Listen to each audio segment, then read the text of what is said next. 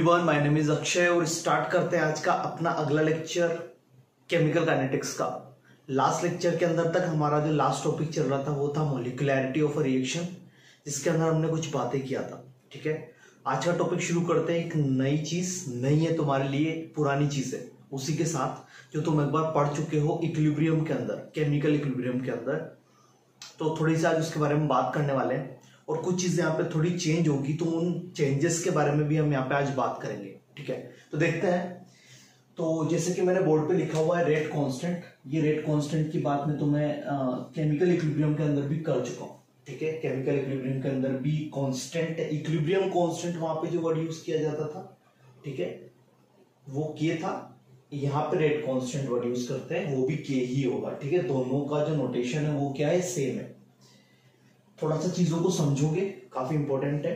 जैसे कि मैंने एक सिंपल सी रिएक्शन लिखी हुई है, एम ए कोई भी रिएक्टेंट है, उससे क्या बन रहा है, प्रोडक्ट बन रहा है। ठीक है, एम ए कोई रिएक्टेंट है, ए कोई रिएक्टेंट है, उसका स्टोइकियोमेट्रिक कोएफिशिएंट क्या है, एम ए, उससे क्या बन रहा है, प्रोडक्ट फॉर्मेशन हो रहा है। ठीक है, जैसा कि हमने एक लॉ पढ़ चुके हैं, लॉ ऑफ मास एक्शन, ये पढ़ चुके हो ना, law of mass action. Chemical equilibrium के अंदर हमने ये लॉ ऑफ मास एक्शन पढ़ा था, जहां पे मैं तुम्हें बता देता हूं कि तुमने क्या पढ़ा था। तुमने पढ़ा था कि किसी भी रिएक्शन का जो रेट होता है वो उसके रिएक्टेंट की स्टोइकियोमेट्रिक कोएफिशिएंट के उसकी जो स्टोइकियोमेट्रिक कोएफिशिएंट होती है उसकी पावर में चली जाती है, उसके प्रोपोर्शनल होता है। ठीक है, जो रिएक्टेंट अपॉन प्रोडक्ट करके तुम पढ़ते हो, तो यहाँ पे मैंने वही लिखा हुआ है, rate of reaction is proportional to A to the power n. ठीक है, लेकिन यहाँ पे तुम्हें सबसे बड़ा कंफ्यूजन होगा कि सर यहाँ पर तो m है, लेकिन आपने यहाँ पे क्या लिखा है, n लिखा है। ठीक है, क्यों? क्योंकि तुम्हें तो पता है कि लॉ ऑफ मास एक्शन क्या होता है। यहाँ पे जो पावर आती है वो पावर कौन सी आती है, ये पावर कौन सी आती है तुम्हारी यहाँ पे, स्टोइकियोमेट्रिक कोएफिशिएंट वाली। लेकिन ये जो चीज मैं लिख रहा हूं ना, ये चीज मैं लिख रहा हूं एक्सपेरिमेंट से। लेकिन जो तुम लॉ ऑफ मास एक्शन लगाते थे केमिकल इक्विलिब्रियम के अंदर, वो चीज थी थ्योरेटिकल। दोनों में डिफरेंस समझना। जो हम पहले पढ़ रहे थे वो थ्योरेटिकल चीज पढ़ रहे थे, वहां पे हम ये अज्यूम कर रहे थे, थ्योरेटिकल बातें तो हम वहां पे ये बोल रहे थे कि जो भी पावर आएगी वो कौन सी आएगी, स्टोइकियोमेट्रिक कोएफिशिएंट आएगी। लेकिन एक्चुअल में ऐसा नहीं होता है। वो पावर, ये n की वैल्यू m के इक्वल भी आ सकती है, लेकिन अलग भी आती है। ठीक है, अब ये बात करेंगे हम थोड़ी देर बाद कि कब सेम आएगी और कब अलग अलग आएगी। ठीक है, लेकिन फिलहाल के लिए तुम याद रख सकते हो कि रेट ऑफ रिएक्शन जो होगा वो proportional to A to the power something होगा। समथिंग इस m के बराबर भी हो सकता है, इस m के बराबर नहीं भी हो सकता है, याद रहेगा। और इस समथिंग n को ही ऑर्डर ऑफ रिएक्शन बोला जाता है। क्या बोला जाता है इसको, ऑर्डर ऑफ रिएक्शन।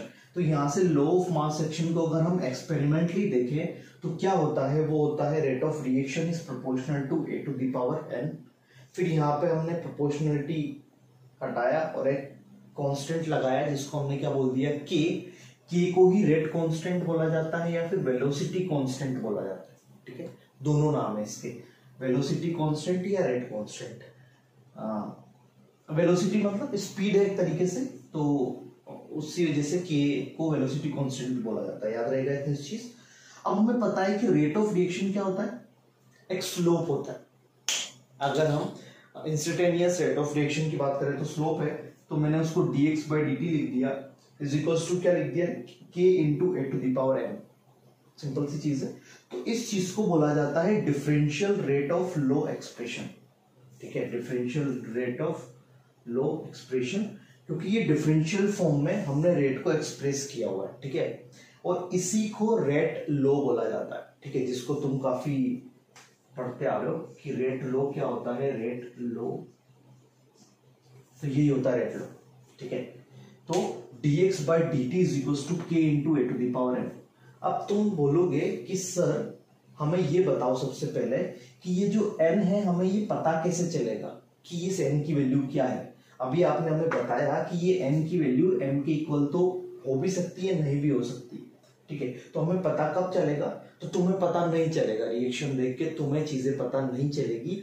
ये जो भी चीजें ये एक्सपेरिमेंटल है। ठीक है, तो वो तुम्हें क्वेश्चन में देगा या कुछ तुम्हें वो ऐसा डेटा प्रोवाइड करेगा जिससे कि तुम इसको निकाल पाओ। चीज समझ में आ रही है? ये पूरी की पूरी एक्सपेरिमेंटल वैल्यू है। तुम किसी भी केमिकल इक्वेशन को देख के उसका रेट लो नहीं लिख सकते। चीज समझ में आ रही है क्या बोल रहा हूं? किसी भी केमिकल इक्वेशन को देख के उसका रेट लो का ये एक्सप्रेशन नहीं लिख सकते। रीजन क्या है? क्योंकि ये एक्सपेरिमेंटल वैल्यू है, और एक्सपेरिमेंटल वैल्यू एक्सपेरिमेंट करने के बाद पता चलेगी, रिएक्शन को देखने से नहीं। आई थिंक चीजें क्लियर हो रही होगी। ठीक है, तो इसको बोलते हैं differential rate of law expression, ये होता है। ठीक है, तो आई थिंक यहां तक तुम्हें लो ऑफ मास एक्शन कैसे लगा रहा हूं समझ में आ गया। अब अगर मैं कोई जनरल इक्वेशन लेता हूं, M1A प्लस M2B से बन रहा है प्रोडक्ट। ठीक है, इसका रेट ऑफ रिएक्शन लिखूं तो क्या होगा? dx/dt is equal to k। अब ये a to the power m1 है, लेकिन मैंने यहाँ पे क्या लिया हुआ है? n1। क्यों? क्योंकि यहां पर इक्वल हो भी सकता है, नहीं भी हो सकता है, b to the power n2। ठीक है, अगर मुझे कोई पूछता है कि बताओ इस रिएक्शन का जो ऑर्डर होगा वो क्या होगा, तो ओवरऑल ऑर्डर ऑफ रिएक्शन होगा n1 प्लस n2। ठीक है, अगर मुझे कोई पूछता है कि बताओ विद रेस्पेक्ट टू a इस रिएक्शन का ऑर्डर क्या होगा, तो आंसर होगा n1, क्योंकि a to the power n1 है।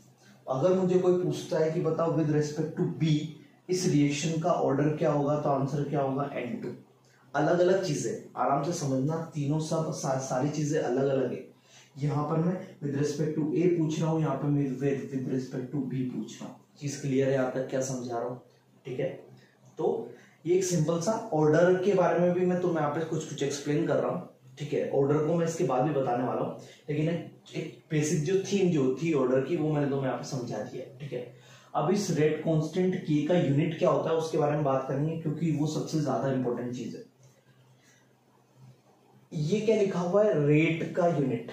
तो ये हो गया, यहां पे देखो रेट ऑफ रिएक्शन, इसका यूनिट क्या होता है? मोल पर लीटर, और टाइम को मैंने ले लिया सेकंड में ले लिया, तो second inverse is equal to K into A to the power N. A क्या है? कॉन्सेंट्रेशन मतलब mole per litre to the power N. I think चीज क्लियर है। तो यहां से के क्या हो गया? Mole litre inverse second inverse divided by mole to the power N litre to the power minus N. ये चीज क्लियर है यहाँ तक? अब ये ऊपर जाएगा तो क्या होगा? Mole to the power 1 minus N litre to the power, ये एन ऊपर जाएगा ना, ये वाला एन, तो ये माइनस क्या हो जाएगा? प्लस, और ये माइनस है तो एन माइनस 1 और सेकेंड इनवर्स। तो ये तुम्हारा किसका ऑर्डर हो गया?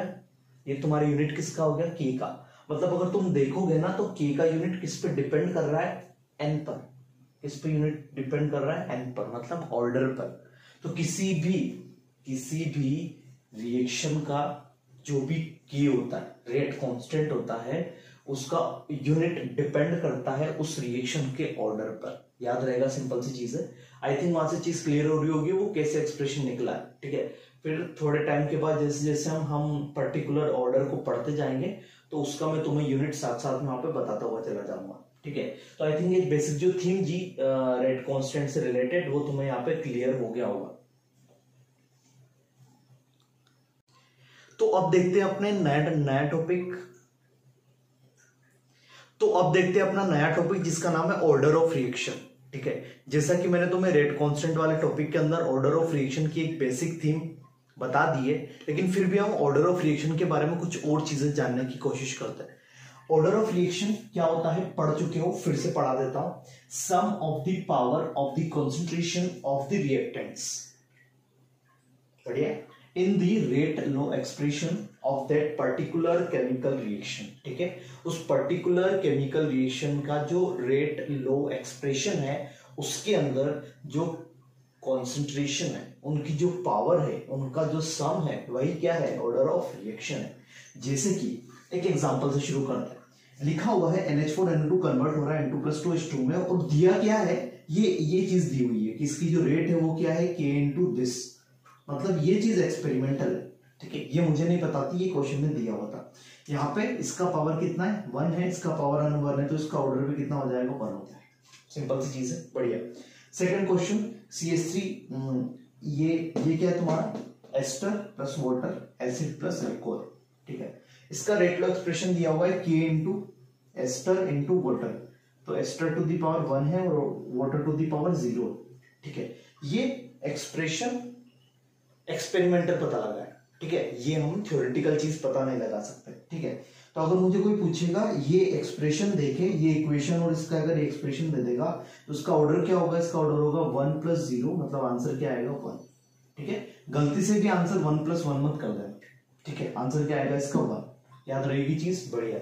आगे चलते हैं। ठीक है, कुछ इंपॉर्टेंट चीजें हैं, कुछ इंपॉर्टेंट नोट है, तो उसको समझने की कोशिश करोगे। ऑर्डर ऑफ रिएक्शन क्या एक्सपेरिमेंटल वैल्यू है, बढ़िया, and derived from rate law expression. कहां से पता चलती है, रेट लॉ एक्सप्रेशन से। चीज समझ में आ रही है। ऑर्डर ऑफ रिएक्शन कैसे पता चलेगा, order of reaction chemical reaction देख के नहीं पता चलेगा। ऑर्डर ऑफ रिएक्शन किसी भी रिएक्शन का रेट लॉ एक्सप्रेशन देखकर ही पता चलेगा। चीज क्लियर है, बढ़िया। हाँ, तो टेंशन लेने की जरूरत नहीं है, उसको देना ही पड़ेगा। ऑर्डर इक्वल टू 0 है तो जीरो ऑर्डर रिएक्शन बोल दोगे, कोई नई बात नहीं है। ऑर्डर इक्वल टू 1 है तो फर्स्ट ऑर्डर बोल दोगे, ये भी बिल्कुल कोई नई बात नहीं है। और ऑर्डर अगर 2 है तो उसको बोल दोगे तुम सेकंड ऑर्डर रिएक्शन। तुम्हारे सिलेबस में ऑलमोस्ट ये तीनों ही है। ठीक है, 0, 1, 2। फिर भी इसके आगे कुछ और चीजें होगी तो वो मैं तुम्हें एक्सप्लेन कर दूंगा, लेकिन हमें सबसे ज्यादा इन 3 ऑर्डर के बारे में पढ़ना है। और इन तीनों में भी ये दोनों, खास करके ऑर्डर 0 और 1, और इन दोनों में भी अगर बोलूं तो ऑर्डर 1 बहुत ज्यादा इंपॉर्टेंट चीज है। ठीक है, तो अच्छे से पढ़ेंगे एक एक ऑर्डर को हम, लेकिन फिलहाल के लिए किसको क्या बोलते हैं ये चीज पता होनी चाहिए। ठीक है, ऑर्डर ऑफ रिएक्शन 0 भी हो सकता है। ठीक है, जैसे कि तुम यहाँ पे देख पा रहे होंगे, ऑर्डर ऑफ रिएक्शन 0 भी हो सकता है, एक इंटीजर भी हो सकता है, फ्रैक्शनल भी हो सकता है। ठीक है, ये ऑर्डर ऑफ रिएक्शन ये कुछ भी हो सकता है इसमें से। जैसे कि हमने मॉलिक्यूलरिटी की बात करी थी तो हमने बोला था कि वो 0 नहीं हो सकता, वो फ्रैक्शनल नहीं हो सकता, लेकिन ऑर्डर ऑफ रिएक्शन कुछ भी हो सकता है। ठीक है, अब सबसे इंपॉर्टेंट चीज है जो शायद तुम्हारे लिए सबसे इंपॉर्टेंट होगी, किसी भी एलिमेंट्री रिएक्शन का ऑर्डर उसकी मॉलिक्यूलरिटी के बराबर होता है। याद रख लो, रट लो कि किसी भी रिएक्शन का जो ऑर्डर होता है, किसी भी रिएक्शन का जो रिएक्शन एलिमेंट्री है, एलिमेंट्री मतलब सिंगल स्टेप है, उसका ऑर्डर उसकी मॉलिक्यूलरिटी के बराबर होता है। ठीक है, तो अब यहाँ पे बेसिक डिफरेंस तुम यहाँ पे समझो। बेसिक डिफरेंस ये है कि मैं क्यों बोल रहा था तुम लोगों को कि जो पावर में होती है वो चीज वो स्टोइकियोमेट्री के बराबर नहीं होती। तो वो कब नहीं होगी, जब कॉम्प्लेक्स रिएक्शन होगी, क्योंकि एलिमेंट्री रिएक्शन के अंदर तो वो चीज वो पावर बराबर हो जाएगी। क्यों, क्योंकि वो मॉलिक्यूलरिटी के बराबर हो गया, और मॉलिक्यूलरिटी एक तरीके से क्या होता है, स्टोइकियोमेट्रिक कोएफिशिएंट। ठीक है, तो एलिमेंट्री रिएक्शन के अंदर वो n और m जो था वो बराबर हो जाएगा, लेकिन अगर कॉम्प्लेक्स रिएक्शन आ जाएगी तो कैसे करेंगे, तो उसको भी समझते हैं। ठीक है, तो ये चीज इंपॉर्टेंट है कि हमें याद रखना है कि किसी भी एलिमेंट्री रिएक्शन का ऑर्डर किसके बराबर होता है, उसकी मॉलिक्यूलरिटी के बराबर होता है। कॉम्प्लेक्स रिएक्शंस के अंदर क्या होता है, order decided by slowest rate of elementary step. Last time पे मैंने तुम्हें एलिमेंट्री और कॉम्प्लेक्स रिएक्शंस के बारे में बताया था। मैंने बोला था कि कॉम्प्लेक्स रिएक्शन जो होती है उनके अंदर जो भी स्टेप्स होते हैं वो एलिमेंट्री होते हैं। ठीक है, तो जैसे कि एक एग्जांपल लिया है मैंने, a + b से c बन रहा है और c से फिर d + e बन रहा है। ठीक है, अब यहाँ पे क्या होता है ना कि हमें ये पता होना चाहिए कि इन दोनों में से जी ये दोनों एलिमेंट्री स्टेप्स है, इन दोनों एलिमेंट्री स्टेप में सबसे स्लो प्रोसेस कौन सा है। तो मैंने आपको मेंशन किया हुआ है कि ये स्लो है और ये फास्ट है। ठीक है, ऐसे उसको भी कोई क्वेश्चन देगा तो उसको मेंशन करना पड़ेगा। तो ये स्लो है और ये क्या है, फास्ट है। तो यहाँ पे कभी भी अगर कॉम्प्लेक्स रिएक्शन के अंदर कुछ इस तरीके से अगर तुम्हें दिया होगा तो तुम कैसे पता लगाओगे किसी भी रिएक्शन का ऑर्डर। तो रिएक्शन का ऑर्डर क्या होगा यहाँ पे, वो डिसाइड करेगा ये जो स्लोएस्ट स्टेप, कौन डिसाइड करेगा, जो स्लोएस्ट स्टेप है। याद रहेगी सिंपल चीज कि कॉम्प्लेक्स रिएक्शन के अंदर कौन ऑर्डर डिसाइड करता है, जो स्लोएस्ट रेट है किसका, एलिमेंट्री स्टेप का। ये तुम्हारी कॉम्प्लेक्स रिएक्शन है, ये दोनों उसकी क्या है, ये दोनों उसकी एलिमेंट्री प्रोसेस है, एलिमेंट्री रिएक्शंस है। इनमें कौन डिसाइड करेगा कि इस रिएक्शन का ऑर्डर क्या होगा, तो ये डिसाइड करेगा कौन, स्लो वाला। ठीक है, तो इसका जो रेट ऑफ रिएक्शन क्या होगा, वो a की पावर 1 b की पावर 1। ठीक है, और इसको ही क्या बोला जाता है, स्लोएस्ट स्टेप को बोला जाता है, कॉम्प्लेक्स रिएक्शंस की स्लोएस्ट स्टेप को बोला जाता है rate determining step, RDS। RDX नहीं, बम नहीं उड़ाने यहाँ पे। ठीक है, RDS मतलब रेट डिटरमाइनिंग स्टेप। बहुत इंपॉर्टेंट चीज है, बहुत ज्यादा इंपॉर्टेंट चीज है कि कॉम्प्लेक्स रिएक्शंस के अंदर हम ऑर्डर कैसे फाइंड आउट करते हैं। तो ऑर्डर फाइंड आउट किया जाता है कि जो सबसे स्लोएस्ट एलिमेंट्री स्टेप है उससे हम फाइंड आउट करते हैं कि उसका ऑर्डर क्या होगा, तो उसका ऑर्डर कौन डिसाइड करेगा, a plus B converted to c। इसके करस्पॉन्डिंग अगर ये एलिमेंट्री स्टेप है तो एलिमेंट्री रिएक्शंस के लिए क्या लिख देंगे हम, उसकी मोलिकुलरिटी, मतलब a की पावर 1 b की पावर 1, तो RDS हो जाएगा, मतलब रेट डिटरमाइनिंग स्टेप। ये पूरी चीजें मैंने तुम्हें बताई यहाँ पे ऑर्डर के बारे में, किसी भी रिएक्शन का ऑर्डर के बारे में पूरी की पूरी चीज यहाँ पे लिखी हुई है। ठीक है, तो आराम से इस चीज को समझते हैं, फिर इसके बाद शुरू करते हैं अपने मेन टॉपिक, और या हम स्टार्ट करने वाले हैं अब जीरो ऑर्डर की तरफ। ठीक है, तो यहां से अब क्वेश्चन बनना शुरू होंगे। तो यहां तक मैंने तुम्हें सारी बेसिक चीजें समझा दी है रिलेटेड टू केमिकल काइनेटिक्स, जो कि तुम्हें पता होनी चाहिए। अगर वो चीजें नहीं पता है तो अब जो मैं शुरू करने वाला हूं वो ऊपर से जाने वाला है। ठीक है, तो पहले सारी चीजें क्लियर करके बैठ जाना, तभी तुम्हें बेसिक से बेसिक चीज यहाँ पे क्लियर होगी, क्योंकि बहुत सिंपल सी चीज है जो अब शुरू करने वाला हूँ। ये बहुत सिंपल सी चीज है, कुछ मैथमेटिकल चीजें यहाँ पे आने वाली है, कुछ ग्राफ्स यहाँ पे हम प्लॉट करने वाले हैं, लेकिन वो चीजें तभी तुम्हें समझ में आएगी जब तुम्हारा बेसिक क्लियर होगा।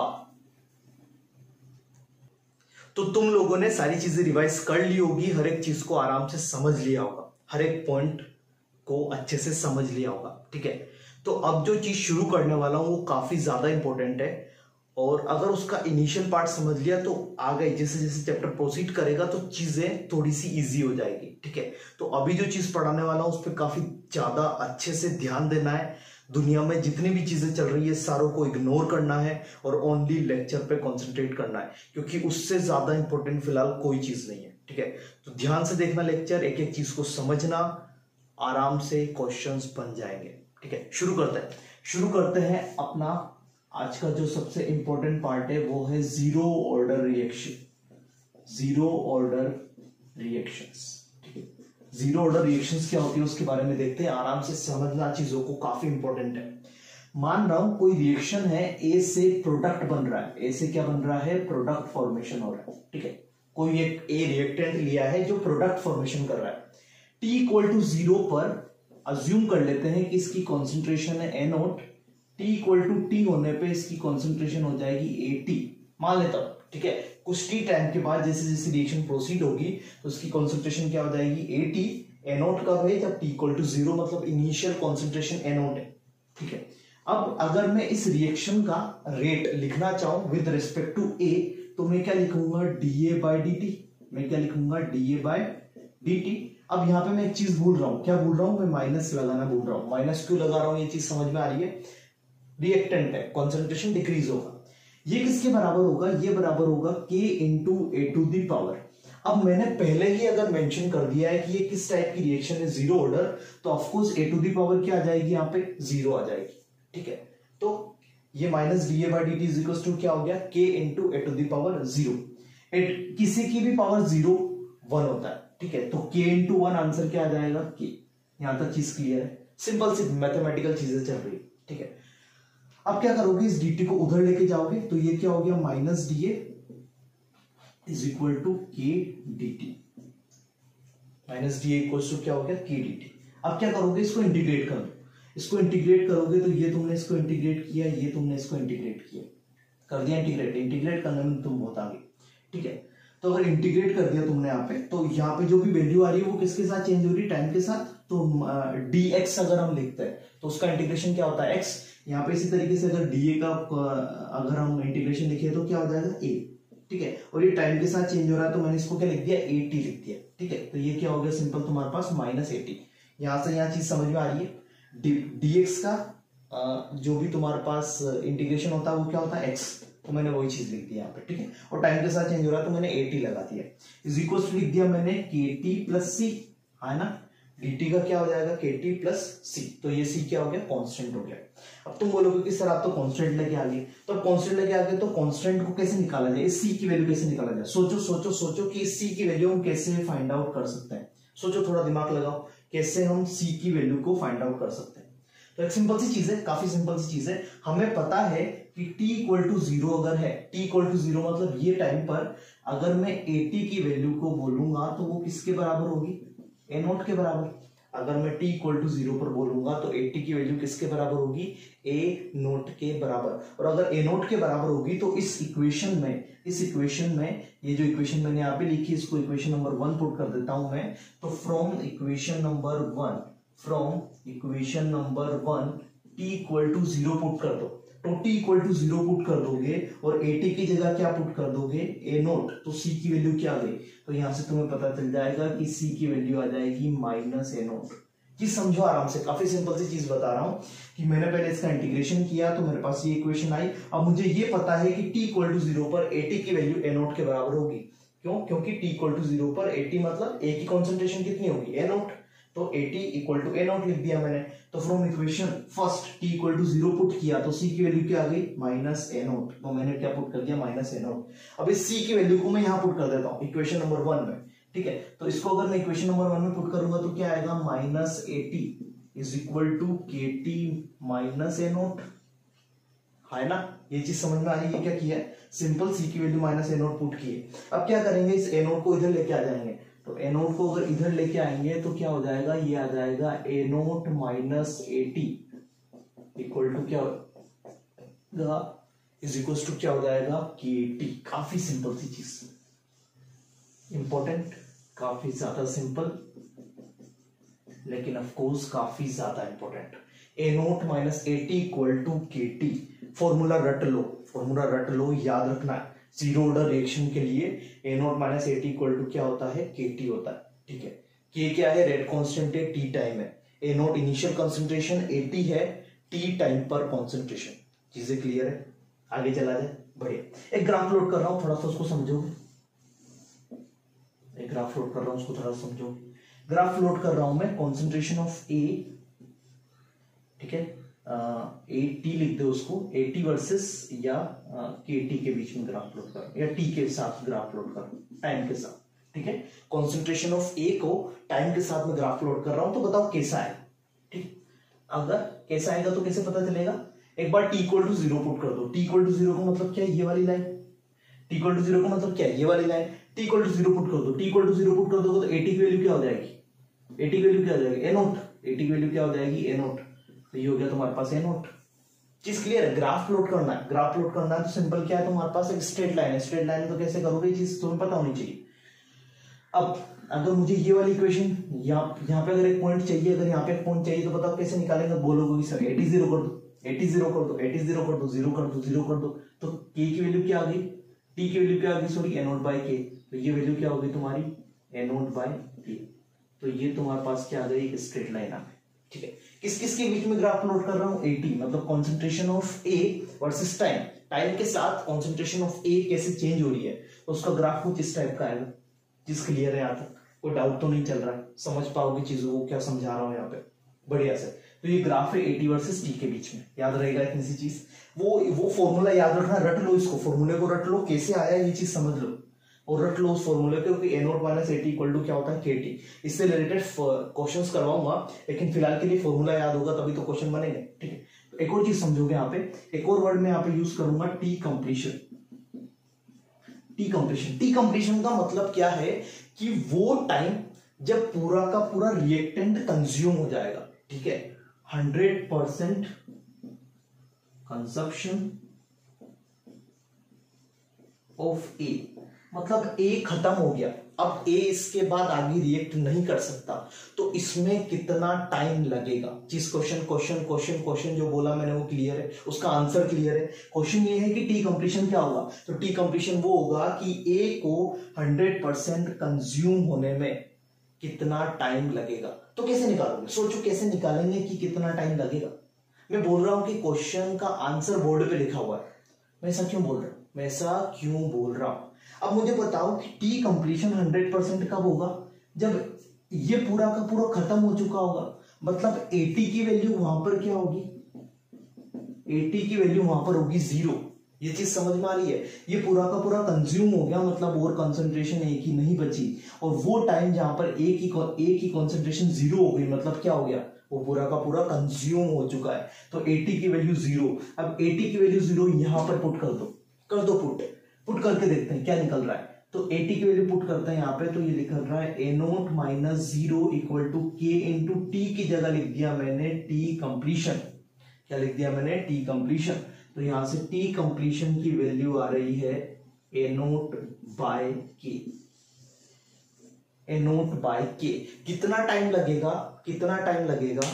ए नोट बाय के। ए नोट बाय के का मतलब समझ पा रहे हो? Initial concentration of A divided by rate constant की वैल्यू का जो आंसर होगा वो लगेगा टाइम के बराबर। इंपॉर्टेंट चीजें समझ जाना प्रॉब्लम कर सकता है, ठीक है।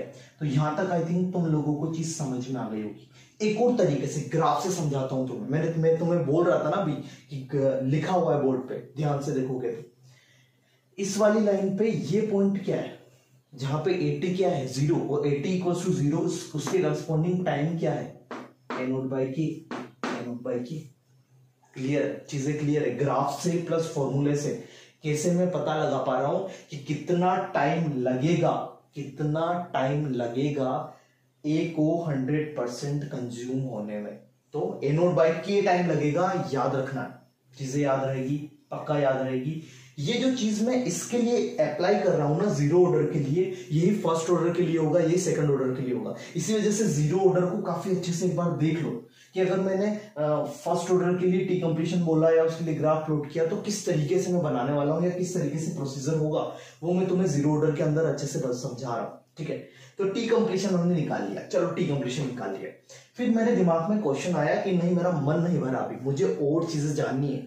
तो मुझे क्या चीजें जाननी है थोड़ा समझोगे। मैंने इस क्वेश्चन में इससे पूछ लिया कि भैया 100% कंज्यूम होने में तो तुमने मुझे टाइम बता दिया इतना लगेगा। मैंने बोला कि मुझे ये बताओ कि अगर मुझे ये पता लगाना है कि इस ए नोट का हाफ कंज्यूम होने में कितना टाइम लगेगा, हाफ, आधा, मतलब इसको आधा कंज्यूम होने में कितना टाइम लगेगा, तो मतलब मुझे वहां पे क्या निकालना है? T half. ये टी हाफ वर्ड तुमने कहीं सुना होगा हाइड्रोजन के अंदर। टी हाफ का मतलब क्या है कि 100% कंज्यूम हो जाना। नहीं 100% नहीं, सॉरी 50% कंज्यूम होना। मतलब 50% कंज्यूम होने का मतलब क्या है? 50% कंज्यूम होने का मतलब क्या है? 80 की वैल्यू किसके बराबर हो जाएगी बेटा? 80 की वैल्यू कितनी? अगर 50% कंज्यूम हो गया तो बच कितना जाएगा?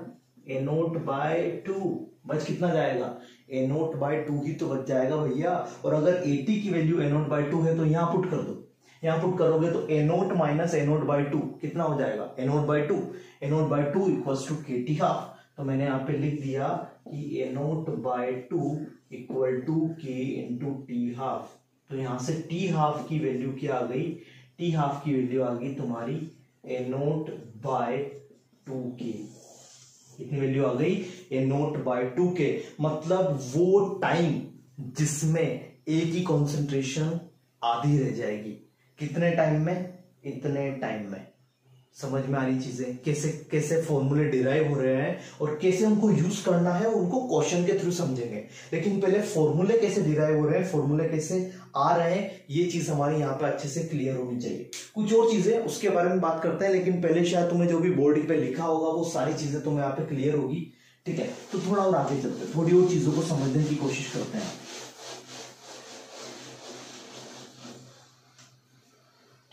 ध्यान से देखना, चीजों को थोड़ा समझने की कोशिश करना, कैसे टी कंप्लीशन निकाल रहा हूं, कैसे टी हाफ निकाल रहा हूं, ठीक है। थोड़ा सा आगे चल के एक और तरीका है इसी पूरी जीरो ऑर्डर को समझने का। तो एक और अल्टरनेटिव तरीका क्या है? अल्टरनेटिव तरीका क्या है उसको भी थोड़ा सा समझ लेते हैं, ठीक है। जैसे कि मैंने तुम्हारे सामने रिएक्शन लिखी हुई थी, ए से बन रहा है प्रोडक्ट, ठीक है। पी पी पी मतलब प्रोडक्ट। तो यहाँ पे मैं मेंशन कर देता हूं कि पी को मैं यहाँ पे प्रोडक्ट बोल रहा हूं। तो ए से बन रहा है तुम्हारे पास प्रोडक्ट, और मैं इसकी रिएक्शन को अगर लिखूं तो रेट ऑफ रिएक्शन क्या होगा? मैं यहाँ पे लिख देता हूं कि रेट ऑफ रिएक्शन क्या होगा तुम्हारे पास? Simple dx by dt।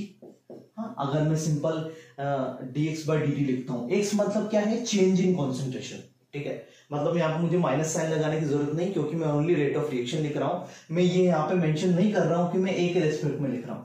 समझ में आ रही है? रेट ऑफ रिएक्शन तो मैं किसी में भी रेस्पेक्ट में लिख सकता हूं। तो मैंने सिंपल लिख दिया dx बाई dt, और dx by dt is equals to क्या लिख दिया मैंने? k इंटू ए की पावर 0, क्योंकि ये तो जीरो ऑर्डर रिएक्शन है। ये इज इक्वल्स टू क्या हो जाएगा? k। चीज समझ में आ रही है? तो ये किसके बराबर हो जाएगा? dx इज इक्वल्स टू हो जाएगा k dt। dx equal to क्या आ जाएगा k dt। फिर इंटीग्रेट करो, इंटीग्रेट करोगे तो ये क्या हो जाएगा तुम्हारे पास dx का इंटीग्रेशन x और k dt का kt plus c, kt plus c। चीज क्लियर है यहाँ पे। अब सेम चीज तुम्हें यहाँ पे सेम चीज यहाँ पे तुम्हें अप्लाई करनी है कि तुम्हें ये बताना है कि बताओ t इक्वल टू 0 पर जो x होगा, x का मतलब क्या है, x का मतलब है जो चेंज होगा। तो चेंज क्या कोई होगा, x इक्वल टू 0 पे तो तुम्हारे कोई कॉन्सेंट्रेशन में चेंज होगा नहीं, क्योंकि इनिशियल कॉन्सेंट्रेशन में तो कोई भी चेंज नहीं होगा, और इनिशियल कॉन्सेंट्रेशन में कोई चेंज नहीं होगा तो x की वैल्यू क्या हो जाएगी उस टाइम पे 0। और अगर x की वैल्यू 0 हो जाएगी तो c की वैल्यू भी क्या हो जाएगी वहां से 0। और अगर c की वैल्यू 0 हो गई तो यहां से फॉर्मूले में अगर इसके अंदर पुट करोगे तो क्या आंसर निकल के आएगा, x equal to k into T. x equal to क्या आ जाएगा k इंटू टी। और एक तरीके से अगर मैं उस फॉर्मूले से रिलेट करूं तो x यहाँ पे है क्या, a0 माइनस ए टी। तो फॉर्मूला रिलेट कर पा रहे हो, a0 minus A T equal to क्या हो जाएगा kt। मतलब x एक तरीके से है क्या, चेंज इन कॉन्सेंट्रेशन। लेकिन मैं तुम लोगों को सजेस्ट करूंगा कि तुम यही फॉर्मूला यूज करो, ये थोड़ा सा जेन्युइन लगता है, थोड़ा सा मजा आता है इसको करने में, तो वही फॉर्मूला यूज करना। जस्ट एक अल्टरनेटिव तरीका था तो मैंने तुम्हें यहाँ पे बता दिया। ये बताने का एक और रीजन ये है कि एक इसका ग्राफ है, एक इसका ये ग्राफ है x वर्सेस t के बीच। ठीक है, कभी कभी ये चीज पूछ ली जाती है कि x वर्सेस t के बीच में ग्राफ है तो ये कैसा आएगा, स्ट्रेट लाइन आएगा। अगर यहाँ पे थीटा इसका अगर एंगल है तो इसका स्लोप क्या हो जाएगा, स्लोप हो जाएगा सिंपल k। स्लोप क्या हो जाएगा, सिंपल k। तो आई थिंक तुम्हें ये चीज भी क्लियर हो रही होगी कि किस तरीके से मैंने डिफरेंट अल्टरनेटिव तरीके से भी इसको रिलेट किया है। ठीक है, थोड़ा सा और आगे चलते हैं, थोड़ी और चीजें इसके अंदर देखते हैं। कुछ और चीजें यहाँ पे इंपॉर्टेंट है जो कि काफी बार एग्जाम के अंदर चीजें पूछी जाती है। बात करते हैं जीरो ऑर्डर का जो रेट ऑफ रिएक्शन है उसका यूनिट, तो unit of rate of reaction, unit of rate of reaction किसके लिए बात कर रहे हैं, जीरो ऑर्डर के लिए। पूरी चीजें जीरो ऑर्डर के लिए चल रही है। अब मैंने तुम लोगों को बताया था कि रेट ऑफ रिएक्शन कभी भी चेंज नहीं होता, रेट ऑफ रिएक्शन का यूनिट हमेशा क्या रहेगा, मोल लीटर इनवर्स सेकंड इनवर्स। अगर मैं टाइम को सेकंड में लेता हूं तो सेकंड इनवर्स हमेशा यही रहेगा, कोई चेंज नहीं होगा। लेकिन अगर मैं बोल रहा हूं यूनिट ऑफ रेट कांस्टेंट, इस पे ध्यान देना, इस पे तुम्हें ध्यान देना है। मैं किसका यूनिट पूछ रहा हूं, मैं रेट ऑफ रिएक्शन का यूनिट पूछ रहा हूं मैं, या रेट कांस्टेंट का यूनिट पूछ रहा हूं। रेट कांस्टेंट मतलब के है यहाँ पर। ठीक है, चीज समझना, क्वेश्चन इंपॉर्टेंट है। कभी कभी वो यहाँ पे तुम्हें फंसाने की कोशिश करेगा कि वो तुम्हें रेट ऑफ रिएक्शन के लिए पूछेगा और तुम रेट कांस्टेंट का यूनिट निकाल बैठोगे। ठीक है, तो ये चीज नहीं करनी है, इस पूरा का पूरा ध्यान रखना है। अब मुझे बताओ कि रेट कांस्टेंट का यूनिट कैसे निकाला जाता है। अभी मैंने तुम्हें एक फॉर्मूला यहाँ पे बताया था, मैंने तुम्हें फॉर्मूला बताया था कि उसका यूनिट होता है मोल टू दी पावर, कुछ याद है, 1 minus N, litre to the power n minus 1 second inverse. अभी थोड़ी देर पहले बताया जब रेट कांस्टेंट पढ़ा रहा था, उसके यूनिट मैंने यहाँ पे लिखा था, यहाँ पे लिखा था। अगर याद हो चीजें, अगर पूरा दिमाग साथ में लेके बैठे हुए हो और अगर थोड़ी बुद्धि चल रही है तो ये चीजें तुम्हें आराम से याद होगी। ठीक है, अब कैसे निकालेंगे, अब मुझे पता है कि जीरो ऑर्डर रिएक्शन है तो n की वैल्यू यहाँ पे क्या पुट कर दोगे, 0। तो अगर n की वैल्यू 0 पुट कर दो तो यहाँ पे 0 पुट करो तो ये क्या हो गया, मोल टू दी पावर 1। यहाँ पे n की वैल्यू 0 कर दो, क्या हो गया, मोल लीटर इनवर्स, और यहाँ पे क्या हो गया, सेकंड इनवर्स। तो ये दोनों चीजें क्या आ रही है, सेम। क्यों आ रही है सेम, ये भी समझ सकते हो। क्यों आ रही है सेम, ये भी समझ सकते हो, क्योंकि dx/dt रेट ऑफ रिएक्शन किसके बराबर आ रहा है, k के बराबर आ रहा है। तो जो इसका यूनिट होगा वही किसका यूनिट होगा, k का यूनिट होगा। तो यहां से तुम्हें किसका यूनिट पता लग गया, रेट ऑफ रिएक्शन का, और रेट कांस्टेंट का यूनिट यहाँ पे तुम्हें पता लग गया, क्योंकि सबसे ज्यादा इंपॉर्टेंट चीज है। तो जीरो ऑर्डर रिएक्शन के अंदर हमने बात क्या क्या किया उसको समझ लेना, हमने कौन कौन से फॉर्मूले डिराइव किए उनको समझ लेना। पहला फॉर्मूला मैंने डिराइव किया था AT minus A0 equal to KT। ठीक है, इससे रिलेटेड न्यूमेरिकल्स हम ट्राई करेंगे, उनके लिए तुम्हें थोड़ा सा वेट करना पड़ेगा, लेकिन हाँ ऑफ कोर्स तुम्हें पहले फॉर्मूले समझ में आनी चाहिए। ये चीज डिराइव किया, फिर मैंने तुम्हें T कंप्लीशन वाला फॉर्मूला बताया जो होता है A0/K। आई थिंक चीज क्लियर है। T हाफ वाला फॉर्मूला बताया जो कि होता है A0/2K। आई थिंक वो चीज भी क्लियर है। उसके बाद एक ये तरीके का डिफरेंट तरीके की चीज बताई जो कि एक अल्टरनेटिव तरीका हो सकता है, और इसके बाद हमने इनके यूनिट्स की बात की। ठीक है, तो ये सारी चीजें तुम्हें अच्छे से समझ में आनी चाहिए। इससे रिलेटेड जो भी क्वेश्चंस हैं वो हम अगले लेक्चर में शुरू करने वाले हैं। ठीक है, लेकिन पहले जो भी तुम्हें जीरो ऑर्डर से रिलेटेड बेसिक कॉन्सेप्ट समझा दिया गया है आज के लेक्चर के अंदर, उसको तुम्हें अच्छे से देखना है, क्योंकि अगले लेक्चर के अंदर मैं इससे रिलेटेड क्वेश्चंस करवाने वाला हूँ, और ऑफ कोर्स उसके बाद में शुरू करूंगा तुम्हारा फर्स्ट ऑर्डर सेकंड ऑर्डर। तो जो जो प्रोसीजर मैंने जीरो ऑर्डर के लिए फॉलो किया है वो सेम टू सेम प्रोसीजर तुम्हारा लगेगा फर्स्ट सेकंड थर्ड जितने भी ऑर्डर हम पढ़ने वाले हैं, ठीक है। तो काफी ध्यान से आज के लेक्चर के जीरो ऑर्डर को, ऑर्डर क्या होता है, रेट कांस्टेंट क्या होता है, ठीक है, क्या एक्सपेरिमेंटल वैल्यू होती है, कौन कौन सी चीजें हमें याद रखनी है, उसको काफी अच्छे से देखोगे तो आज का लेक्चर पूरा समझ में आ जाएगा, ठीक है। तो आज के लेक्चर के जो भी नोट्स है वो तुम्हें डिस्क्रिप्शन बॉक्स में मिल जाएंगे, वहां से जाके तुम आराम से लिख सकते हो और अच्छे से पढ़ते रहो, चीजें करते रहो, टाइम टू टाइम चीजों को मैनेज करते रहो, वो सबसे ज्यादा इंपॉर्टेंट चीज है। और रोज यही सोचो कि तुम्हारे लिए अभी इस वक्त क्या सबसे ज्यादा इंपॉर्टेंट चीज है। तो आज के लेक्चर के अंदर इतना ही रहेगा, तब तक के लिए मेरी तरफ से बाय।